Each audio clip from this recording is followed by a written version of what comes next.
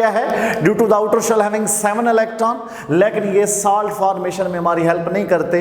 Astatine एक non metal atom नहीं है, बल्कि आपने पढ़ा हुआ है कि ग्रुप्स में एलिमेंट्स जो रखे जाते हैं due to the same chemical properties रखे जाते हैं। हमने इसीलिए इसको एक ही ग्रुप में रख दिया, fluorine, chlorine, bromine, iodine, astatine, क्योंकि इन सब के आउटर शेल में कितने इलेक्ट्रॉन होते हैं? 7 इलेक्ट्रॉन होते हैं, जिसकी वजह से, लेकिन इनके अलावा फर्स्ट 4 कॉमन एलिमेंट्स को हम हैलोजन फैमिली कहते हैं। जो लास्ट एस्टाटीन है ये दरअसल radio active most stable element है, जिनकी हाफ लाइफ 8.3 आवर्स होती है, और सारे के सारे सिवाय एस्टाटीन के इसको हम बस इस ग्रुप में तो रखते हैं, लेकिन हैलोजन नहीं कहते, बल्कि ये हैलोजन कहलाते हैं। और ये सारे के सारे डाई एटॉमिक मॉलिक्यूल को डिस्क्रेट करते हैं, जहर करते हैं, मेंशन करते हैं। जैसे बात करना चाहूँगा,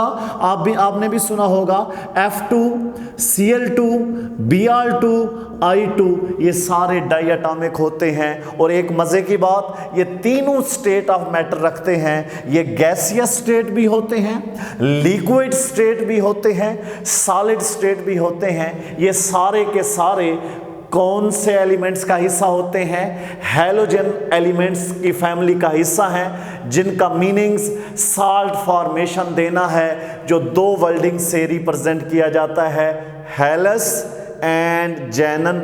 हैलस का मतलब साल्ट, जेनन का मतलब जनरेट करना, साल्ट को बनाने वाले एलिमेंट्स, जिन्हें हम क्या कहते हैं? हैलोजन कहते हैं। तो माय डियर स्टूडेंट, जब ये एलिमेंट्स की हम जनरल इंट्रोडक्शन को डिस्कस कर लेते हैं, फिर हम इसके कलर की बात करते हैं। आपने देखा फ्लोरीन, क्लोरीन, ब्रोमीन, आयोडीन दिए गए एलिमेंट्स हैं। फ्लोरीन का कलर पेल येलो होता है, हल्का पीला जिसे कहते हैं। क्लोरीन का कलर ग्रेनिश येलो है, ब्रोमीन का कलर रेड ब्राउन है, और ये आयोडीन आपने वैसे सुना हुआ भी है, यूज भी करते हैं। आयोडीन 131 का नाम सुना होगा 9th क्लास के अंदर।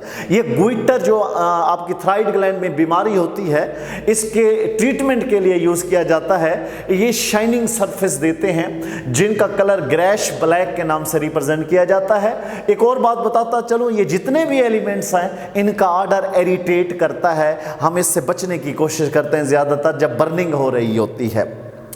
इसके बाद ये अटैक ऑफ स्किन भी कर लेता है। कि फ्लोरीन के बारे में आपको जनरल आगे प्रॉपर्टीज में डिस्कस करके बताऊंगा कि फ्लोरीन को अगर गिलास में डाल दिया जाए तो गिलास को वो खा जाता है, डिकम्पोज कर देता है गिलास जैसी चीज़ों को।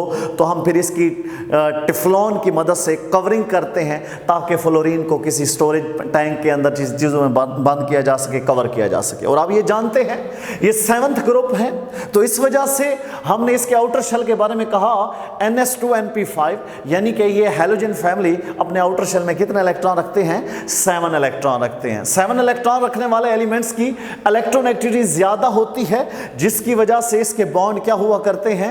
स्ट्रॉन्ग बॉन्ड होते हैं। और इनमें सबसे ज्यादा बॉन्ड जो भी बनाएगा उनका नाम क्या होगा? फ्लोरीन। उससे वीक बॉन्ड किसका होगा? क्लोरीन। उसके बाद वीक किसका होगा? ब्रोमीन। उसके बाद किसका कमजोर सबसे कम वीक बॉन्ड होगा? वो आयोडीन। सबसे ज्यादा रिएक्टिव फ्लोरीन है, तो इसलिए इसका बॉन्ड क्या हुआ करता है? स्ट्रॉन्ग। आपने एक और बात इसी फर्स्ट ईयर के रिसेंटली पिछले आपने फर्स्ट ईयर के अंदर पढ़ा था 4th चैप्टर, उसमें आपने इंटरमॉलिक्यूल फोर्स ऑफ अट्रैक्शन की डिस्कशन की थी।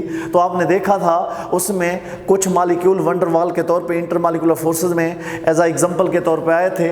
आयोडीन जो हमारा मॉलिक्यूल है, ये अपनी intermolecular forces due to the polarizability factor develop करता है। तो आपने ये भी सुना होगा कि इनमें सबसे ज़्यादा पोलराइजेबिलिटी किसकी होती है? आयोडीन की होती है। अब आयोडीन की पोलराइजेबिलिटी क्यों होती है? जब साइज बढ़ जाएगा रिपल्शन होगी, जब रिपल्शन होगी तो उनके ऊपर क्या बनना शुरू हो जाएगा? चार्ज। वो पोलैरिटी क्रिएट कर देगा। हम कहेंगे सबसे ज़्यादा जो आपके पास इंटरमॉलिक्यूलर फोर्सेस होती हैं वो किसकी होती हैं? आयोडीन। वैसे सबसे ज़्यादा इलेक्ट्रोनेगेटिव देखो 4.0 फ्लोरीन की है, 3.0 क्लोरीन की है, ब्रोमीन की 2.8 है, आयोडीन की 2.5 है। सबसे ज़्यादा रिएक्टिव फ्लोरीन है। है। कम रिएक्टिव आपका कौन सा है? आयोडीन। हमने इसमें कलर को देख लिया, इसकी रिएक्टिविटी के बारे में बता दिया। फिर जब हम इसकी बात करते हैं अक्रेंस की, ये किस फॉर्म में पाया जाता है, माय डियर स्टूडेंट ये याद रखना, ये एलिमेंट्स कभी फ्री इन नेचर नहीं हो सकते। क्यों नहीं हो सकते? क्योंकि एक तो नॉन मेटल एटम है, दूसरा ये हमेशा डाई एटॉमिक में अपने आप को एग्जिस्ट करते हैं। देखो फ्लोरीन को F तो लिखते हो व्हाइट बोर्ड पे, लेकिन ये हमेशा डाई एटॉमिक होगा। जब भी आपको नजर आएगा F2 की सूरत में, Cl2 की सूरत में, Br2 की सूरत में, I2 की सूरत में, या ऐसा भी पॉसिबल है ज्यादातर ये किसी ना किसी सूरत में कंपाउंड की सूरत में अपने आप को ज़ाहिर करेगा। जैसे फ्लोरोस्पार की बात करूं, कैल्शियम फ्लोराइड, जैसे क्रोलाइट की बात करूं, सोडियम अल्युमिनियम हेक्साफ्लोराइड, जैसे फ्लोरोएपिटेट की बात करूं तो कैल्शियम फास्फेट फ्लोराइड, ये सारे आपको सिंगल फॉर्म में एग्जिस्ट होते हुए नजर नहीं आते, बल्कि किसी ना किसी सूरत में आपको इसकी अक्रेंस नजर आती है, क्योंकि इनके अंदर हाईली इलेक्ट्रोनेगेटिविटी होती है, लो पॉजिटिव ऑक्सीडेशन पावर होती है, तो ये ज्यादातर गेन करने की एबिलिटी रखते हैं और नेगेटिव चार्ज रखेंगे। अगर इसके अंदर सबसे अहम बात, क्योंकि मैंने जितने भी पहले फर्स्ट 3 चैप्टर पढ़ाए थे, इसके बाद 4 को भी डिस्कस किया, तो हम क्या देखते हैं कि इसमें जो फर्स्ट एलिमेंट होते हैं हर ग्रुप के सिवाय हाइड्रोजन के, उनमें एक लफ्ज यूज करते हैं पेकुलरिटी।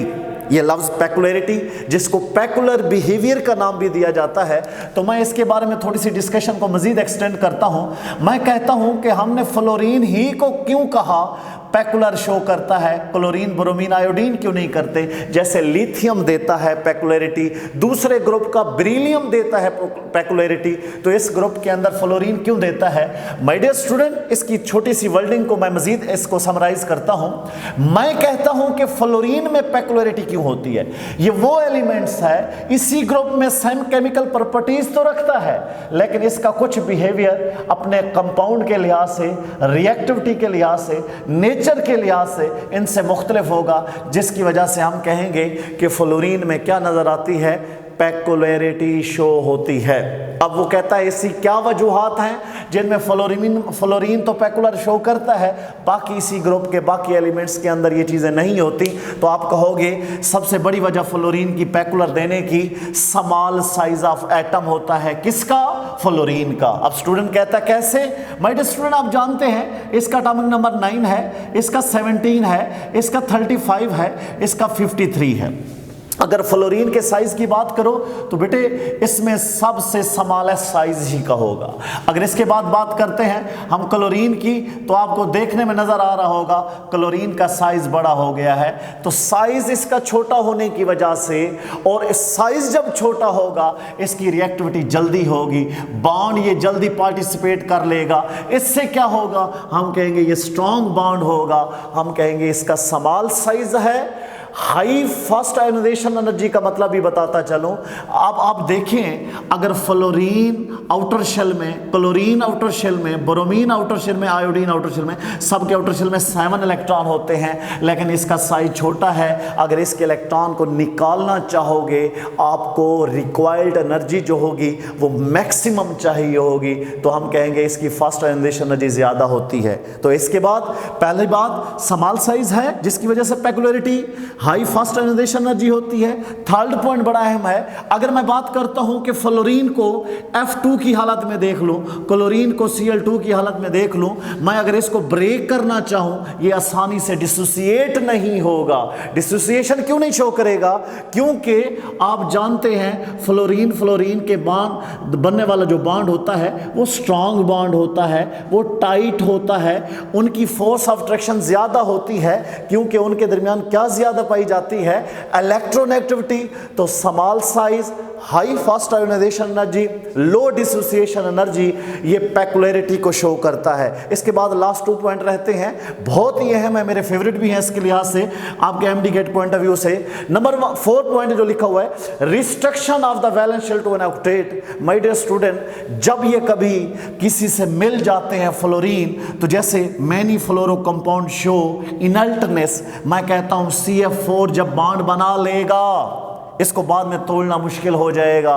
इसका मतलब जिनको तोड़ना, रिएक्ट करना, डिसोसिएट करना, ब्रेक करना मुश्किल हो जाता है, इसका मतलब उनमें इनल्टनेस नज़र आती है, जो रिएक्शन में हिस्सा नहीं ले पाते मुकम्मल तौर पे। जैसे CH4 को जब बना लिया जाए, ये मज़ीद किसी से फर्दर रिएक्ट नहीं करेगा, इसका मतलब ये अपने आप को एक्ट कराएगा एज अ नोबल गैस, तो हम ये बात भी कर सकते हैं। लास्ट पॉइंट है, ये वो वहद एलिमेंट्स हैं, आपने पूरी 9th क्लास से 1st ईयर तक, 2nd ईयर के मैक्सिमम चैप्टर तक पढ़ा कि नोबल गैसेज रिएक्ट नहीं करती। अब नई डिस्कशन जो शुरू हो रही है कि नोबल गैसेज भी रिएक्ट कर सकती हैं। सर जी इतना अरसा आप बताते रहे कि नोबल गैसेज रिएक्ट नहीं करती, लेकिन माय डियर स्टूडेंट, ये जो हैलोजन फैमिली है, इनकी इलेक्ट्रोनेगेटिविटी ज़्यादा होने की वजह से इनमें ज़्यादा चांस होंगे रिएक्ट करने के। जैसे नोबल गैसेज में ज़ीनान को फ्लोरीन से रिएक्ट कराओ तो ज़ीनान डाइफ्लोराइड बनता है, ज़ीनान टेट्राफ्लोराइड बनता है, ज़ीनान ऑक्सी टेट्राफ्लोराइड बन सकता है। तो आप कह सकते हो कि सर जी ये भी रिएक्शन में हिस्सा लेते हैं। तो हमारी आज की डिस्कशन इसके जनरल हैलोजन के इंट्रोडक्शन की थी। तो इंशाल्लाह कल हम 2 चीज़ों को मज़ीद एक्सप्लेन करेंगे, आया कि ये जो हैलोजन फैमिली है इनकी रिएक्टिविटी कैसी है, और साथ में इनकी प्रॉपर्टीज़, बिहेवियर को देखेंगे। इंशाल्लाह आज की ये डिस्कशन ख़त्म हुई। अल्लाह हाफ़िज़।